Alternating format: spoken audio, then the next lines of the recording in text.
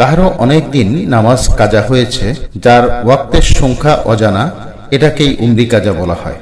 যেমন ধরা যাক, কোনো ব্যক্তির বয়স 46 বছর, সে সারা জীবনে বেনামাজির মতো জীবনযাপন করেছে। হয়তোবা জুমার নামাজ পড়েছে, বেশিরভাগ সময়ই সে নামাজ পড়ে নাই। আজ হয়তো আল্লাহ তাআলা তাকে দিনের বুঝ দিয়েছেন, সে আজ হতে নামাজ পড়ার নিয়ত করেছে।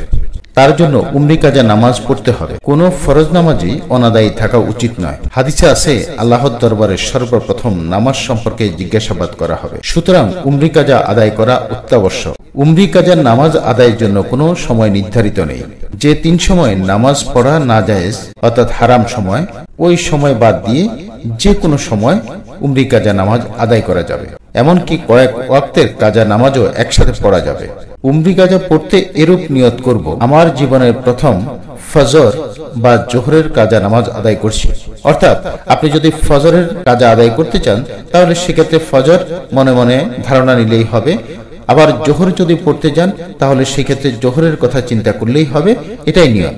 নিয়ত অন্তর থেকে হয়, মুখে বলতে হয় না। এভাবে যে ওয়াক্তের কাজা পড়বে, সে ওয়াক্তের নাম বলবো। আশা করা যায় আল্লাহ তাআলা ওয়াক্ত মতো নামাজ না পড়ার অপরাধ থেকে ক্ষমা করবেন। আল্লাহ তাআলা আমাদের প্রত্যেককে জীবনের কাজা নামাজগুলো অর্থাৎ উমরি কাজাগুলো আদায় করার তৌফিক দান করুন।